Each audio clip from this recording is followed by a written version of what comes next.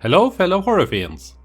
Since I've had such a good time revisiting Evil Ed a few weeks ago, I figured I should check out what the Swedes are up to these days in regards to a beloved horror genre. Luckily for me, our good neighbors have recently released a new one, so let's take a look at it. I am Torstein from CinemaTerror, and this is The Evil Next Door, or The Other Side, titled depending on where you live in the world.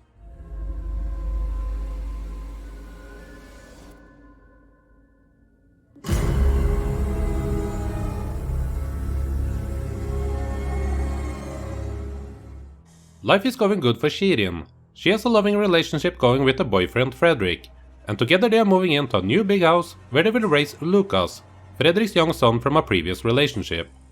Shirin will have to take charge of their household while they are settling in, as Fredrik is called away for work, which requires him to stay in the big city during the weekdays. While being alone with Lucas in their new home, Shirin starts to notice strange behavior from the child, and she also starts to hear strange noises around the house. Lucas tells Shirin that he has found a new friend from an abandoned house next door. Shirin believes that this must be an imaginary friend, as Lucas is the only one who can see him. She starts to believe that there might be more to Lucas' new friend than just an innocent fantasy, after one of the neighbors reluctantly lets her know that the previous couple that lived in that house had mysteriously lost their only child. Shirin becomes convinced that there is something evil lurking within the walls of their home, and that the entity is after Lucas. What could this presence be? Why does it want Lucas? Could it be that it's all in Shirin's head? You'll have to watch The Evil Next Door to find out.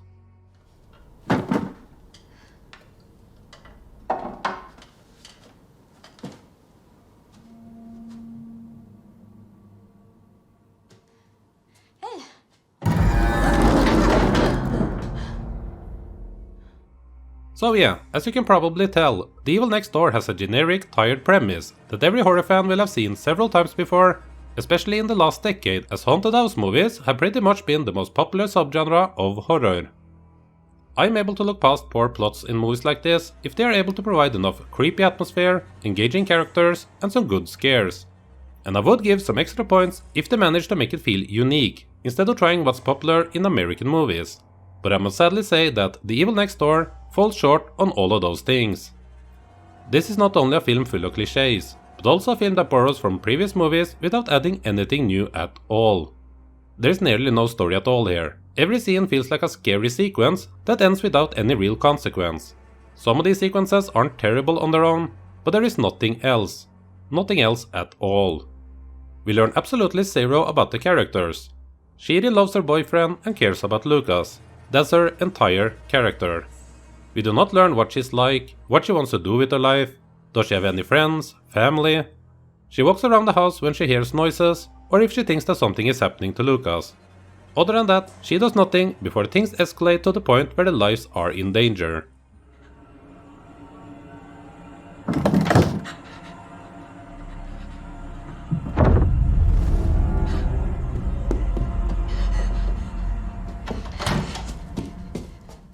What she should be doing is putting up some wall decorations or turn on some damn lights, as their home looks so empty and dark. It looks like a house that has been made ready to be sold, without any hints of human beings actually living there.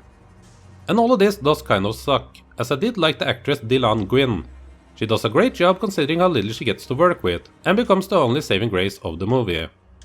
Lucas comes off as a disturbed child early on, and it has to suck for him that neither of his parents actually try to do anything to help him. It's not the 1970s or the 80s anymore. There are ways to get help if your child is obviously unhappy.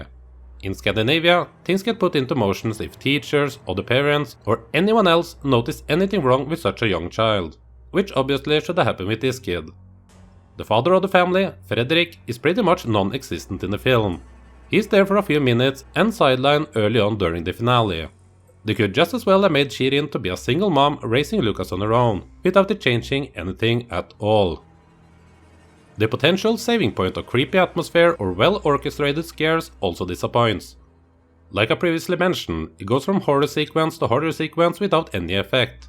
The majority of these scenes also use the same slow zoom in and zoom out, which I guess had the intent of creating a creepy mood, but it's overused to the point where it is just tiring to watch. I do prefer evil entities like this to be more invisible and ghost-like, and here to go for the visible, physical demon shape, It looks like something we would see 10 years ago and it does not work for me.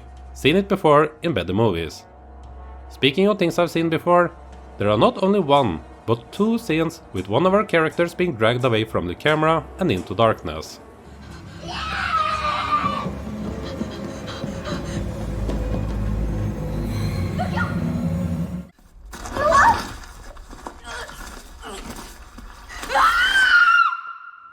Come on guys, I thought we were done with this kind of stuff 15 years ago.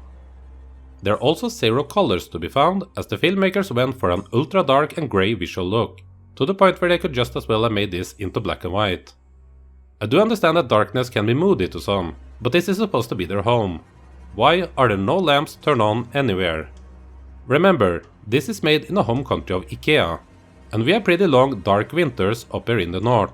What I'm getting at here is that we should know our indoor lighting. The Evil Next Door could just as well have been called The Evil of Horror Past, as it feels like a mashup of everything I don't want in a new horror film, and everything I've seen in other horror movies that play with the same type of premise.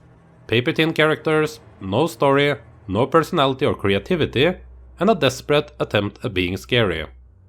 It is not very fun to be this negative towards a new Scandinavian horror film, as we do not produce that many in the first place. If you only watch 1 or 2 horror movies a year, then well, you're probably not looking at any videos on my channel, but if you for some reason are, then this might be watchable to you. Horror fans, however, should avoid this one. The Evil Next Door gets a disappointing score of only 1.5 out of 5. That was my thought on The Evil Next Door.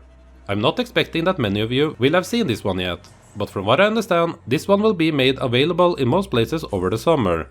So if you eventually do see it, then let me know your thoughts on it, as I'm curious how others will react to this one. And have you seen any other new horror movies that you enjoyed and think more people should check out? Let me and others know in the comment section below. I hope you enjoyed this video, even though it was a bit more negative than what I usually do. And I hope you subscribe and come back for more videos on horror movies from all over the world, here on CinemaTerror. Thank you.